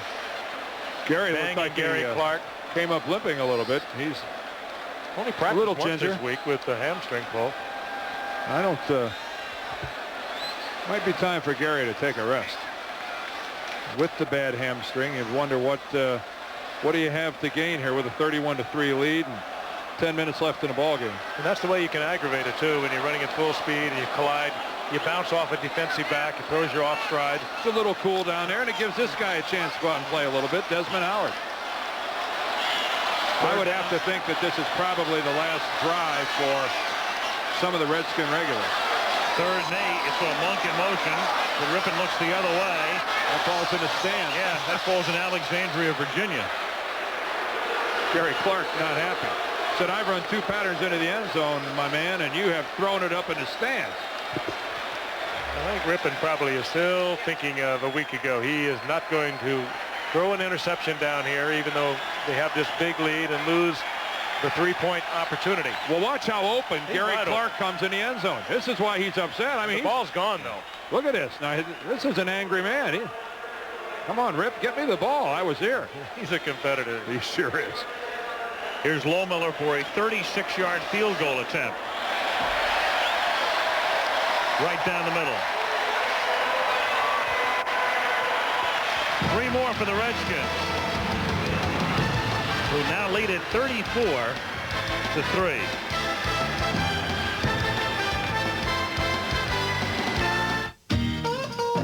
Drop everything. Dodge B250 Ram vans now come complete with everything you need for work or play. Like air, bigger tires and mirrors, power everything, and tons more. You'll get $1,000 cash back, up to $2,720 in package discounts, and save $3,720 in all during the National Dodge Truck Sale, now arriving at a Dodge dealer near you. Storyboard Express wasn't saving what they'd hoped since leaving AT&T. Party Helpers Catering was having trouble getting faxes through on the first try. So like thousands of other businesses, they've come back to AT&T. And we want you back. Switch now and we'll give you credit for 1 month of long distance. And we'll pay to switch. We're going to see Tommy Maddox make his NFL debut in terms of taking a snap. He's been in as their holder. Guarantee he's not yawning now. Nope. That heart rate's accelerated a bit. Lohmiller's kick. This is Alton Montgomery. A little bit of a hole. Takes it back out to the 29-yard line. 10:04 remaining in the 4th quarter. 34-3 Redskins. And we'll take a look at Tommy Maddox, their top draft choice from UCLA. Maddox working against a defense that tonight sacked Elway 5 times, recovered a fumble, picked off 2 passes, and ran 1 back for a touchdown, and has allowed 16 yards on the ground. Well, Ray Berry and John Elway. Berry is the quarterback's coach, but his project is in the game right now. Tommy Maddox. Part of what Ray does, obviously, is to bring Maddox along. And this is Gaston Green picking up a couple up to the 31-yard line. Tripped up by Gouveia. Gouveia having a big night, but he's been overshadowed by Marshall, who's having a monster night. Meanwhile, for Elway, who's done for the night, 15 of 32, so under 50% again. And those are bad numbers because that's 4 yards per pass attempt. And as we say, the league average is about 7, so well, it speaks for itself. Keep in mind, with the exception of Shannon Sharp, who I think was there when John needed him, precious little help from his offensive teammates. Under a constant rush, not much going for Denver. 2nd and 8, and Maddox does become the youngest quarterback to throw a pass in 46, intended for Clarence Kay and incomplete. And guess who was in coverage? Wilbur Marshall. Maddox had some incredible numbers as a freshman quarterback. Big, 6'4", 200-pounders. He'll probably round out to much bigger than that. Frank, did you ever play against Elmer Angsman? No. All right. Played for Detroit? Well, at that point, he played for Chicago, the Cardinals. Then he went to Detroit. 46, and he was the youngest from 1946 until the last moment. 3rd and 8. Maddox throws it at the feet of Shannon Sharp. And 4th down. So a rather inauspicious debut for Tommy Maddox. Charles Mann right in Maddox's face that time, pushing Ken Lanier right back into his quarterback. Those are the things they don't record. Charles Mann, Wilbur Marshall getting the big play with the sacks tonight, but Mann has been a constant pressure for the Redskins. And he's been doing it all year. Doing it great year. Quick to point the man as one of the bright spots defensively. Horan's punt. Fair catch made by Mitchell. With 9:07 remaining, that's a 42-yard boot by the Denver kicker. So big night for the Washington defense. And again, their minus Darrell Green, an all-pro cornerback. Tonight they really haven't had to use A.J. Johnson with that fractured finger very much. They're really banged up. Flag on the last play. Number 38, kicking team, illegally downfield. Penalty declined, 1st down. It's Reggie Rivers. And again, they put Raven Caldwell. There would be their number 4 linebacker on injured reserve. And he had a masterful performance defensively. Gibbs, 0-2 during the regular season. Don't forget that. The only, yeah, of course. We will never forget the Super Bowl. He did see Denver and San Diego in 1980, January of '88. XXII. Yep. Super Bowl 22. 27-yard line. You know, it was the amazing thing about that game, and we had touched on it before, Denver had the lead. People forget. They led 10-0.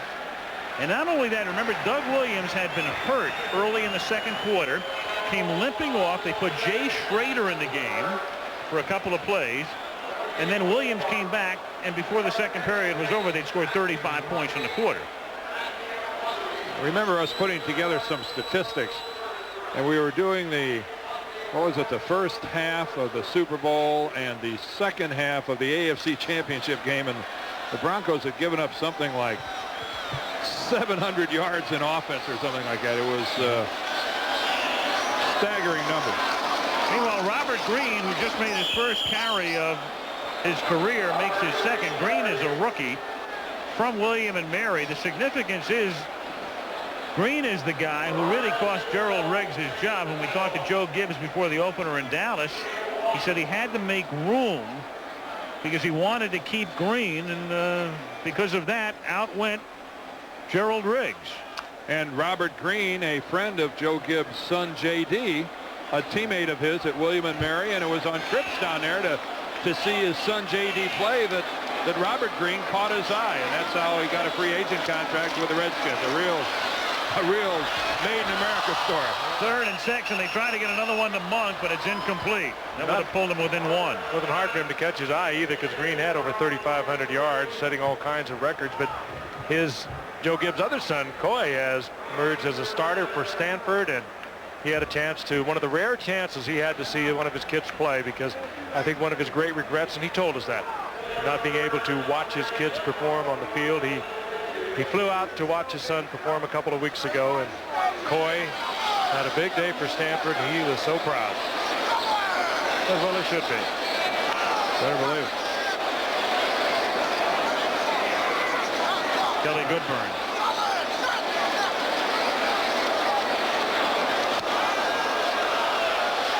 Fair catch called for, made at the 37-yard line by Arthur Marshall. 7:32 remaining. Next Monday, move to Pittsburgh. Well, the Steelers had gotten off to a good start. Right now they are 3-2 after yesterday's defeat at the hands of Cleveland. And we'll see Bill Cowher's group taking on Dave Shula, the 2 young rookie coaches, matching which at Three Rivers Stadium next week. In the AFC Central, Houston has now won 4 straight after an opening day loss. Pittsburgh a game back, Cincinnati 2 behind. Pittsburgh has their big tight end, Eric Green, back from an injury, and he should be 100% next Monday night. Here's Gaston Green. To Tommy Maddox, flipping it to a former Bruin. Two alumni teaming up. Some news, Boomer Esiason, we talked about him before, badly bruised left forearm, so we don't know about his status next Monday when we see the Bengals. Dan McGuire, the quarterback at Seattle, fractured left hip. He's done for the season, so Whoa. Kelly Stoffer is the QB. And tonight, the Cowboys, it was rumored that Wright was on the block, and he goes to the Raiders. Alexander Wright, one of several receivers for Jimmy Johnson. Of course, they have Michael Irvin and Alvin Harper, and Wright became expendable, so he goes to L.A. And the pass is incomplete off the fingertips of Vance Johnson, one of the three amigos to whom we referred before, with Jackson and Johnson remaining. Vance tore a pectoral muscle, had shoulder surgery before the season, came back last week off injured reserve. He's caught one pass thus far this season, but it won the game last week. Well, that was a well-thrown ball there by was. the young quarterback, Conklin. He threw it over the underneath man and in front of the deep man, and he hit the receiver right on stride. He should have caught the ball. Take a look at this. Watch Vance Johnson. No deflection, right in the hands. A little distracting, but that comes from being out so long and being a little bit rusty, because he has good hands. 3rd and 4. That's too high and behind the intended receiver, Mark Jackson. A.J. Johnson in on the coverage. And it will be 4th down. Kind of like a quarterback, Tommy Maddox, comes in there and stands tall and delivers that kind of a football. Well, he does look young, doesn't he? He sure. Well, he's 21 years, 1 month. I bet he's the youngest quarterback to play for a while, isn't he? Look at me repeat the play to himself coming up to the center. That's a guess. No, I think he's mumbling, please don't hit me. 4th and 4. Wilbur Marshall. Here's Sharp.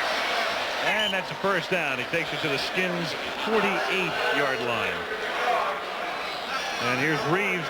You'll notice tonight Reeves sending in the plays. You'll recall last year for some time Elway called his own plays. By the end of the year, it was a combination of Elway and Reeves sending them in.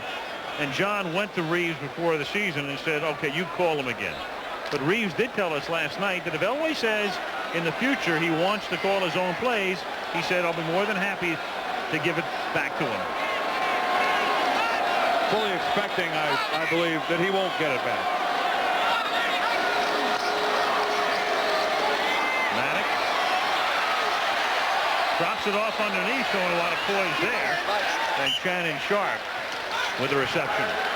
Shannon gives up a couple yards and trying to make something happen, but good alertness by Tommy Maddox. He has delivered the ball accurately, moves around well, and that was a very heads-up alert play, finding Sharp on the other side of the line. And that's 9 receptions tonight while nobody's been looking for Shannon Sharp, and that's 2 weeks in a row he's caught 9.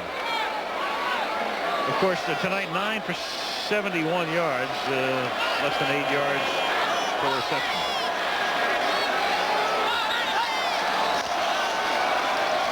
Throw to Rivers, and nothing cooking. Just a quick guess. I would say Shannon Sharp might be within a Denver Bronco record. Receptions per game. He's got 5 more minutes, and he has been the go-to guy. That'll start shaking things up down there, won't it? Dig around in the record book.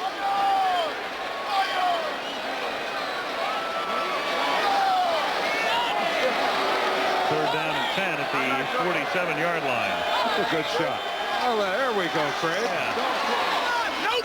Hey, this way. You could see easily there was nobody there.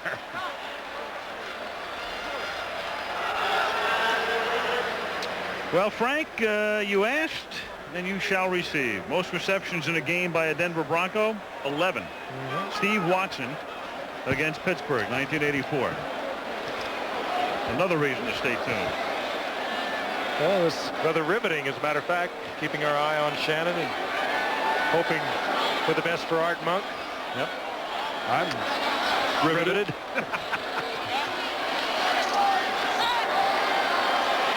It would be nice to see Art Monk get the record. Yep. 4th down and 10. And that pass is a terrible pass because Sharp has been open, and it's picked up at the 30-yard line by Sidney Johnson. Sharp was wide open for what would have been catch number 10. Instead, it's interception number 1 for Maddox. That was a terrible pass for Maddox. He had Sharp wide open. The Redskins laying off, making sure they didn't get a deep ball on them, and he was wide open and just flat overthrew it into the arms of Sidney Johnson. Dan, I just want you to be the first to know that Maddox has become the youngest quarterback since 1936 to throw an interception. Have you researched that? Yes. Since 1946, huh? Elmer Angsman. I thought he was the one who threw the pass. Maybe Elmer didn't throw the interception. Yeah, I was. Al, are you sure of that? I don't know. Just tossing that out. Oh boy. Oh yeah. I always prided myself on accuracy. I'm in trouble now. Here's Monk making the catch, so he's within 1. This crowd that remains, they are well aware of where Art Monk is. I think we're going to see him go for it, too. Yeah. And that grass in Art Monk's helmet is symbolic of the type of work that he's done over the years. This is the guy that doesn't run the spectacular patterns. He's not the guy that gets to streak down the sidelines more often than not. That goes to Sanders and Clark. He's the workman-like guy over the middle. And the pass is caught by Monk. He ties Largent and does it by taking it to the Denver 35-yard line. And the Redskins and Joe Gibbs well aware of what he needed. The game well in hand, and he's going. What a memorable moment. They're going to give him the ball. Oh, yeah. And give him the next one, too. And Redskins are almost acting like they think this broke the record. And get ready, Canton, Ohio also. Well, they now know he's tied, and it's up on the board here that he has just tied Largent's mark. And our congratulations, too, to Steve Largent once again. Here's Monk now set out on a wing to the left. And in motion. And all eyes are on number 81, including Rypien. Here it is. Throws for the record. There it is.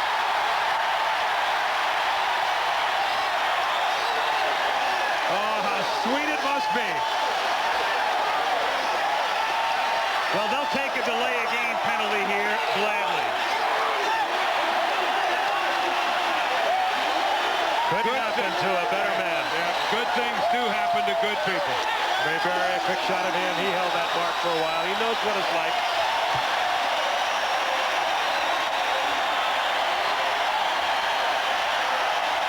Taylor, the one-time record holder. You saw Berry.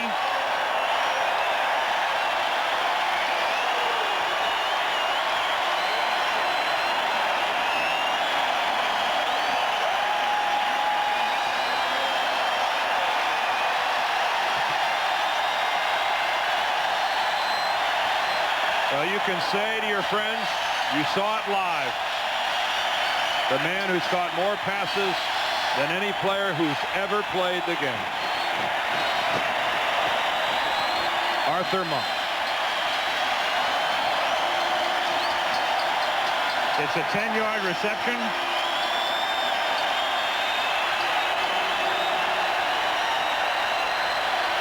What a quiet, unassuming, graceful human being he is. I love the way he goes into the end zone.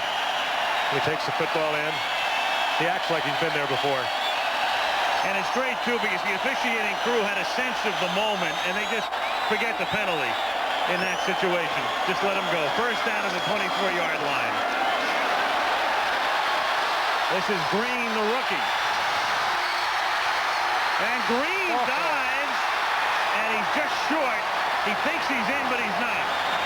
Got a pretty good block from Mark Monk. 23-yard gain. Remember what we've been hearing about, well, we're just a little out of sync? Redskins are no longer out of sync.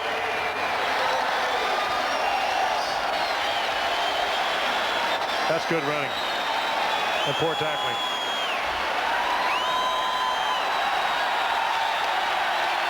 Monk comes out. What a man.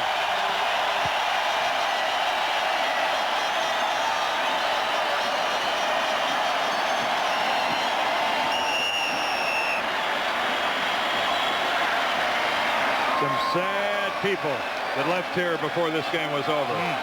I would hate to be a Redskins season ticket holder and have left before I had a chance to see Art Monk get the record.